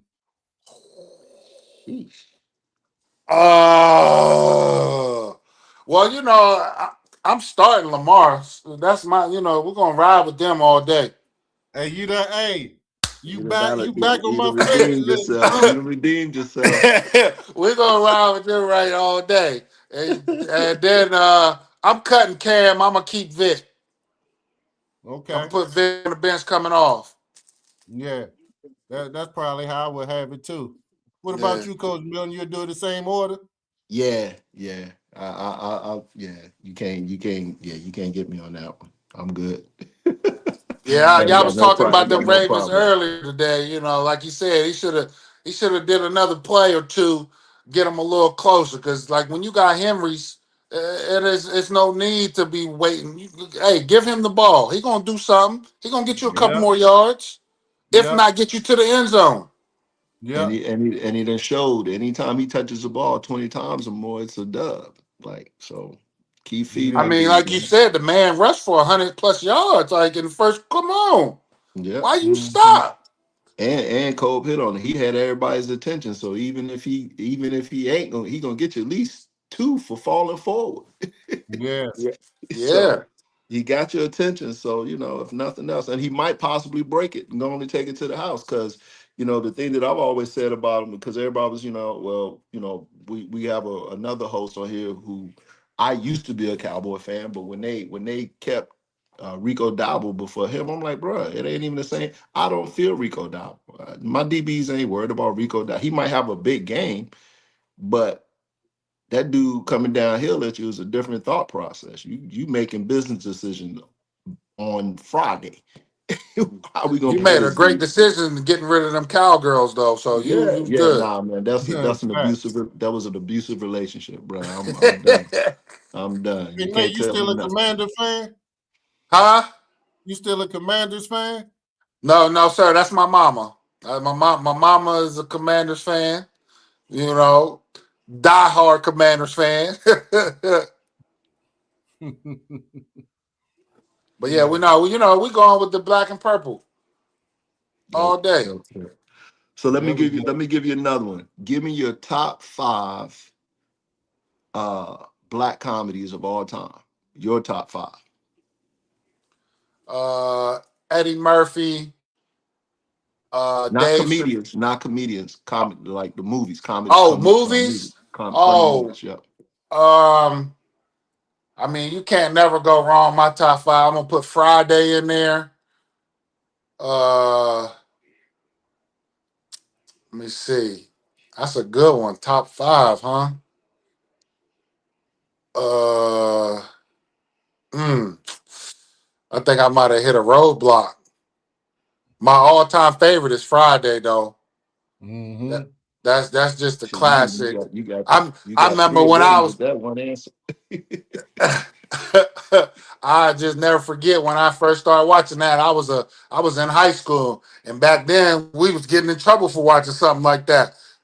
hmm hmm Yeah, Especially when that's a Miss Parker came on. yeah, Miss Parker. but that Friday definitely probably in everybody's top five. Yeah, Yeah. I would put coming to America in that. yeah. Got to put life Uh, in there. Oh yeah, life will be my number two. Okay. what That, about that Harlem Nights? Harlem you Nights. shot me Yeah. in my pinky toe. You know we gotta Yeah, put you on yeah. there.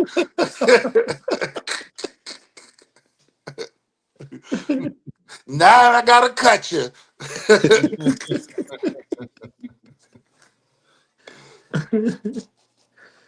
Oh my goodness. Oh my Yeah. goodness. Hey, So I let's just wrap got it. two Let's. more. Yep. I just got two more. So my first one out the two is your top three basketball shoe of all time. Oh, top three. Yeah. Oh, honestly, my favorite ones that I haven't even seen them is the Chris Webbers. You Hmm. don't remember those. I Mm. remember the Webbers. And then my MJs, the number 11s. Okay. Those are my favorites. And I would probably say Jordan number 4s. Nice. That's a good 3 right there. Yeah, those will be mine. I used to What, love what, the Chris Webbers. yeah. Well, what's your 3, Coach Milton? I'm not really a shoe cat, but I'm gonna go with the fours, the Jordan fours. Mm-hmm. Um, all mine would be the shit. What Jordan 4? What's the other one? The Jordan. What's that? What's the original Jordan with the what's that? The white, black, and red. Um, Oh, the ones? yeah, the ones, and then foam posits. Mm. Yeah, Foam posits. Yeah. yeah. I think my number 1 would be the pennies. Okay. Number 2, I'm gonna go with the Garnets, the one that's zipped up in the front. Oh yeah, I forgot about Oh, that. I Yeah, forgot yeah, about yeah, those. yeah, yeah. Those ain't my Yeah. top. They ain't my favorite though. I ain't really like the way those feel on my feet. Yeah. I and forgot all then about his shit. and then Yeah. third I would say the Jordan number 9s. Mm. Okay. I Yeah. ain't like the way those look on my feet either. You got the brick feet. You had to wear big man. You had to wear the Shaq Twisms. He had them shacks. Hey, no, I had the Shaq with the little pump up ball in the front. The little, yeah. you got one more, Coach. I only got one more for him. Nah, I'm gonna let you because I know which one you gonna hit him with. You about to smoke the top off of him. Come on. No, I'm just so this is a question we give all DMV hoop legends that come on this Hmm. show. So if you can pick 10 other players to run with you in any city in the country, players from the DMV. I don't care if you play with them in high school, college, they went pro, whatever the case may be. If you can pick 10 players that you're going to take with you into any major city in the country to go bump with you, who you taking? I'm gonna take Cole, taking you. I'm gonna take Steve Francis. I'm gonna take uh Roger Mason from where did he go to? Good Counsel. Yeah. I'm gonna take DeMar Johnson. Mm-hmm. I'm gonna take Six more. Lonnie Baxter. Mm-hmm. I'm gonna take Keith Bogans. Mm-hmm. I'm gonna take I'm taking David Morris. Well, I gotta take Data. That's my point guard. You know, he gonna get the rock to us. Yeah, for sure. Yeah. 3 more. You need 3 more. I'm gonna take Nate James. Mm. 2 more. I'm gonna take Big Kevin Lod. Mm-hmm. And 1 more to round out your 10. Fred Primus. Fred was a dog. Yes, sir. Yeah, you go to battle with Fred. Yeah. Shout that's a hell of a list. And he ain't even that won't even hard for him. He routed them off Yeah, nice. I thought I you thought routed them things off. you Hey. had them loaded. Yeah. Hey, when you play with the dogs, you remember the dogs. That's it. That's it. Yeah. But man, this was dope, man. This was a dope show, man. Nate, I appreciate you taking time to come on the show and blessing us, man. This was a hell of an interview. You know, you already know you family, you the bro, so you welcome back anytime. Even if you just want to pop up to just talk some shit, man, you more than welcome. Definitely. I have to do that for sure. I appreciate the opportunity. Thank you guys. It was It's a Yes, pleasure sir. chopping it up with you, man. it was Yes, sir. good. Reminiscing. Good old time. Yes, sir. This is the No Cap Sports Show podcast. We appreciate you tuning in and your continued support. This was our first show of the new year. We glad to see you again. We're going to keep coming back each and every week with that heat. You keep supporting us. We're going to keep dishing out the heat for you. So thank you. We appreciate you. Respect, honor, and salute. Salute. No Cap Sports Show, where sports and combos collide.